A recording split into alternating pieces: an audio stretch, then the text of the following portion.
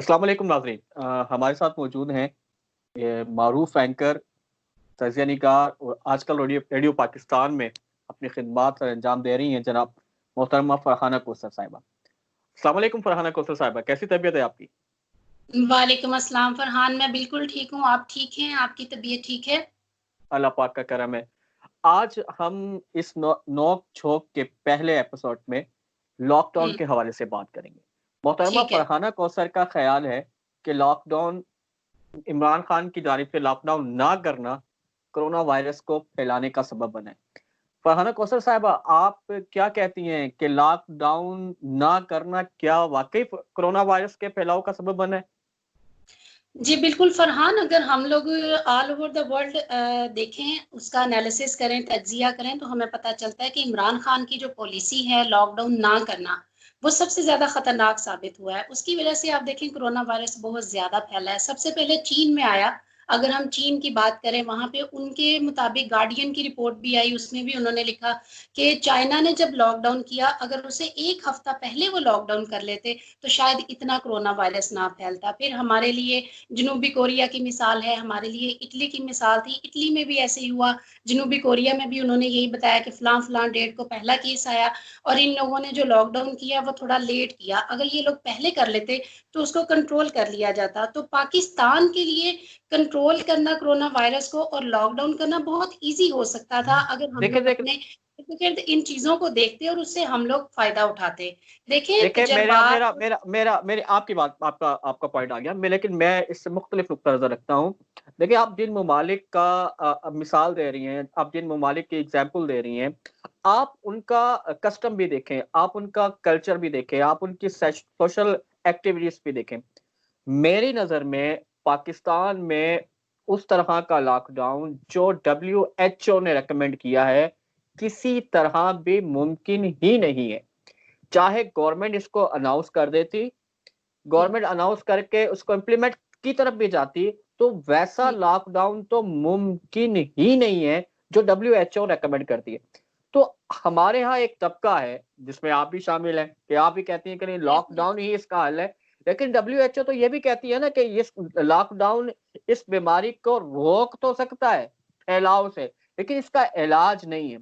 हमने ये भी देखा है कि सऊदी अरब में, मैं अभी आपको हाल की भी मिसाल बता रहा हूँ, आपको न्यूज़ भी जी, शेयर कर रहा हूँ कि सऊदी अरब में ये सोचा जा रहा है कि वो हज जैसा अहम फ़रीज़ा जिससे उस उनकी पूरी इकोनॉमी भी चलती है, वो हुँ, हुँ। उसको मनसूख करने का सोच रहे हैं और वो बड़े स्ट्रिक्ट लॉकडाउन भी कर चुके हैं, लेकिन उनका उसको रिज़ल्ट नहीं आया।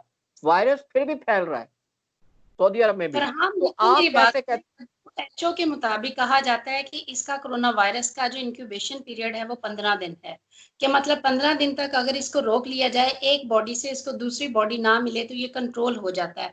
मेरे ख़्याल में होना ये चाहिए था कि जब शुरू में लॉकडाउन स्टार्ट किया गया था, बजाए इसके कि आप स्मार्ट लॉकडाउन की तरफ जाते, आप स्ट्रिक्ट वाला लॉकडाउन करते। उस स्ट्रिक्ट लॉकडाउन को आप 3 अब ये स्मार्ट लॉकडाउन को अगर देखा जाए तो पिछले 4 महीनों से 3 महीनों से लॉकडाउन की सूरत हाल है, टू बी और नॉट टू बी की सिचुएशन है। ना तो हम लोग कुछ कर सकते हैं और ना ही हमें अभी तक इससे निजात मिली है। अगर हमारी हुकूमत उस वक़्त 3-4 इकदामात पे अमल कर लेती, सख्त लॉकडाउन कर देती, ये ताफ्तान का बॉर्डर बंद कर दिया जाता, इंटरनेशनल एयरलाइंस बंद कर दी जाती, मुकम्मल तौर पर सिर्फ 3 हफ्तों का लॉकडाउन कर दिया जाता, तो फरहान लॉकडाउन की वजह से हम लोग कोरोना वायरस के फैलाव से बच सकते थे। न्यूजीलैंड की बात की जाए, अगर न्यूजीलैंड में आपने देखा कि उन लोगों ने लॉकडाउन किया और इन्हीं चीज़ों पे अमल करके उन्होंने कोरोना वायरस से निजात हासिल कर ली और पिछले इतने दिनों से उनके मुल्क में कोई भी कोरोना वायरस का जो केस है वो नहीं आया। देखिए, देखिए, अगर देखिए, आप आपने मेरी बात सुनिए, इस पे यहाँ रुके, यार, 1 मिनट। नहीं, पहले मेरी बात सुने। आप स्मार्ट लॉकडाउन की बात करते हैं, स्मार्ट लॉकडाउन में अगर हम लोग बाकी ममालिक की तरफ देखें, हम लोग यूके को देखें, हम अमेरिका की बात करें या बाकी जितने भी तरक्की याफ्ता ममालिक हैं, स्मार्ट लॉकडाउन पे अमल करके आप मुझे ये बताएं कि इन ममालिक में से किसने अभी तक कोरोना वायरस से निजात हासिल की? बरतानिया में भी वैसे का वैसे ही है, डेली वहां पे अमवात हो रही हैं, ठीक है, 4 लाख के करीब उनके केसेस हैं, अमेरिका में भी वैसे ही है, और बाकी जो कंट्रीज हैं, फ्रांस की अगर आप मिसाल ले लें, फ्रांस में भी वैसे ही है। तो इससे बेहतर नहीं था कि हम लोग बजाय इसके कि इसको इतना लंबा चौड़ा खींचते, हम लोग 3-4 हफ्तों के लिए सख्त वाला लॉकडाउन अनाउंस करके कर देते, तो अभी तक हमारी जान छुटी होती इससे। आपने पहले लॉकडाउन अनाउंस किया। देखिए, मैं एक कहावत है मौलाए रूम की कि जो एक अंधा शख्स था, उसने कभी हाथी नहीं देखा था। उसे हाथी के पास ले जाया गया, तो उससे उसको जब वो कहा कि हाथी को टच करके बताओ हाथी कैसा है, तो उसने हाँ, उसके सूंड को हाथ लगाया, तो उसने कहा कि हाथी एक लंबा सा, गोल सा, लंबा सा है। फिर कभी दूसरी हाँ, दफा उसका हाथ उसके कान पे लगा, तो उसने कहा नहीं, ये छाता सा नुमा सा है, लंबा सा, छाता नुमा सा है। तो हम्म, हमारे यहाँ भी मिसाल ऐसी है। देखिए ना, आप जो लोग तो डीएचओ में रहते हैं, डिफेंस में रहते हैं, बैंगलोर में रहते हैं, वो तो ये सोचते हैं कि नहीं, लॉकडाउन से रिजल्ट ओरिएंटेड नतीजा नताए जाएंगे। फिर जो जी, लोग कच्ची आबादियों में रहते हैं, गुंजान आबाद इलाकों में रहते हैं, वो ये देखते हैं, वो शो जो थोड़ा बहुत सेंस रखते हैं, वो कहते हैं कि नहीं, लॉकडाउन से कोई फायदा नहीं है, सवाए हम्म, इसके कि इससे हमारा कारोबार बंद हो गया है। अब देखें ना, हम्म, मैं गुंजान आबादी के इलाके में रहता हूँ। डब्ल्यूएचओ, मुझे ये पता है कि वायरस एक बॉडी से दूसरी बॉडी तक तब मुंतकिल नहीं होगा कि जब एक वायरस सदा शख्स सेहतमंद शख्स से अलग कर लिया जाएगा। उसके जी, तमाम, वो जहां भी हाथ लगा रहा है, उस जगह पे कोई सेहतमंद शख्स हाथ नहीं लगा रहा। मतलब बिल्कुल, के तरीका का ये वायरस रुकेगा ऐसे एक बॉडी से दूसरी बॉडी तक, जब यस, वायरस सदा शख्स को सेहतमंद से अलग कर लिया जाएगा। ऐसे ही हाँ, मुमकिन है। ठीक गुंजान है, आबादी में आपने देखा कि मिसाल के तौर पर, अच्छा, वायरस ज़्यादा शख्स एक तो है हिडन, जिसका टेस्ट हम्म, नहीं हुआ, वो वायरस लेके घूम रहा है, उसके अंदर हम्म, इलामात हैं या नहीं है, लेकिन वो वायरस लेके घूम रहा है और पूरे लोगों को इन्फेक्ट कर रहा है। एक तो हम्म, वो है जिसको जो मेडिकल हॉस्पिटल चला गया, उसने टेस्ट करवा लिया और उसमें वो हम्म, अलामत ज़ाहिर होगी और उसने अपने आप को एक तो सबसे अलग कर लिया।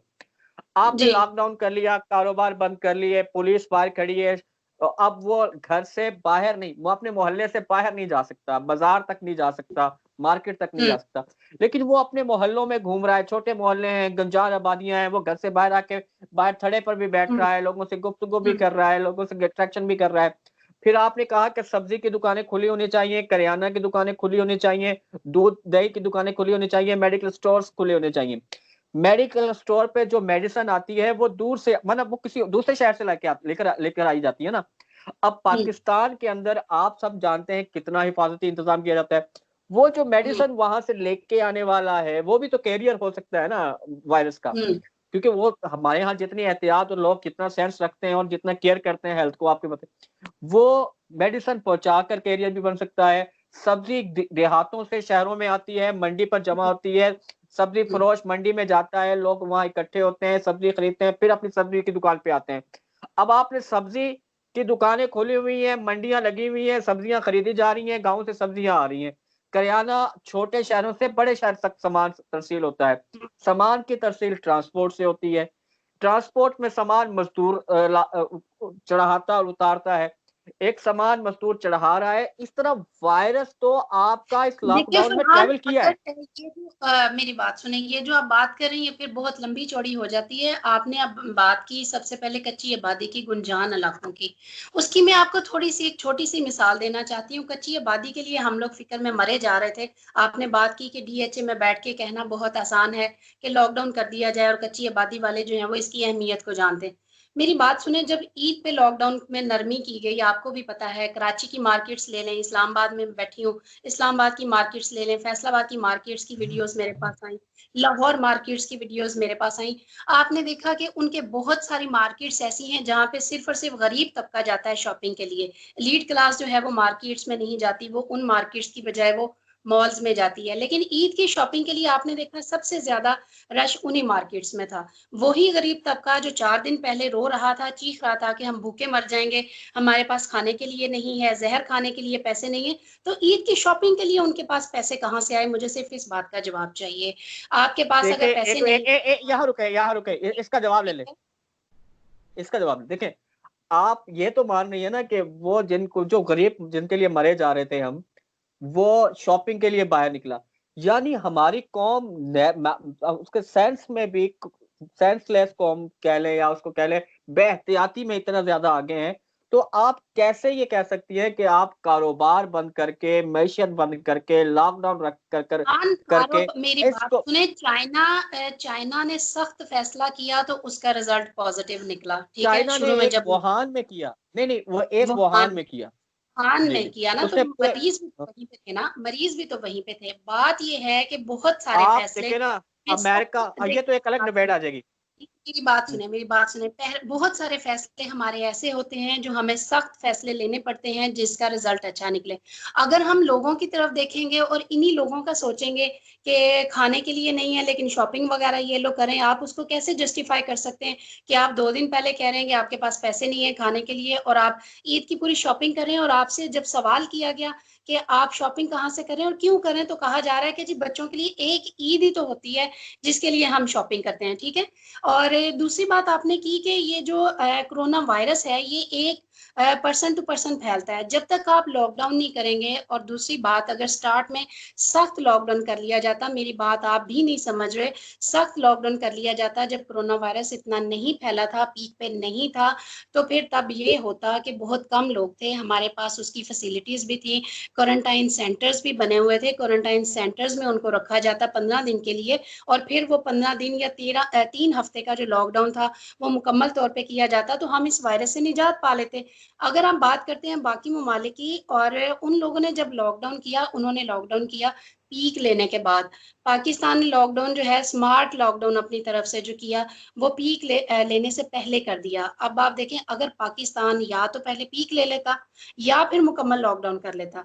अभी आपने देखा कि जैसे ही लॉकडाउन को नरम किया गया, उसको खत्म किया गया, और ये बाकी मार्केट्स वगैरह खोल दी गई इकोनॉमी को देखते हुए, लोगों की गुर्बत को देखते हुए, भूख को देखते हुए, तो आपने देखा कि कोरोना वायरस में कितनी ज्यादा जो है वो ग्रोथ हुई है, कितना ज्यादा ये बढ़ गया। पाकिस्तान में 1 लाख से ऊपर केसेस हो चुके हैं कोरोना वायरस के। तो फिर कैसे देखें इसको ये हम आपका, लोग करेंगे? देखें देखें ना, ये हर मुल्क का एक कल्चर होता है, हर मुल्क का एक रस्म होती है, हर मुल्क के कौम की एक साइकी होती है, वो उस साइकी के तहत चलता है। आप मुमकिन नहीं है पाकिस्तान में जैसी कौमें बसती हैं, पाकिस्तान में ख्वानदगी की जो शर्रा है, को पाकिस्तान में। एजुकेट किसने करना है फरहान? किसने एजुकेट करना है? अगर हम यही कहेंगे कि पाकिस्तान में कौमें ऐसी बसती हैं, अगर हर आने वाली गवर्नमेंट यही कहेगी, तो हमारी कौम को या हमें कौन एजुकेट करेगा?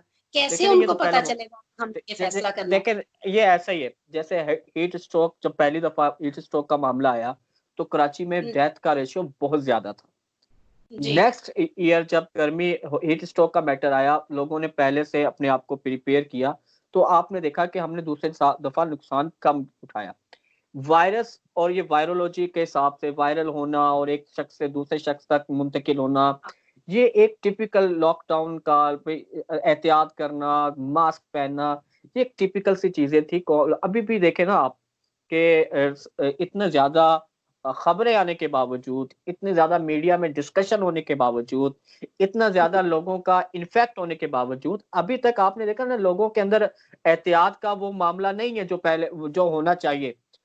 अब मामला यही ये है कि ये क्या ग्रेजुअली सीखेगी। अब होता है कि अब क्या है कि हमने एक गरीब वतन, एक गरीब मुल्क जो जिसने मंशत को भी चलाना। देखिए मैं डॉक्टर हूं तो मैं डॉक्टर के हैसियत से सोचूंगा, मैं जर्नलिस्ट हूं तो मैं जर्नलिस्ट की हैसियत से सोचूंगा, मैं जर्नलिस्ट के तरीके से तजिया करूंगा।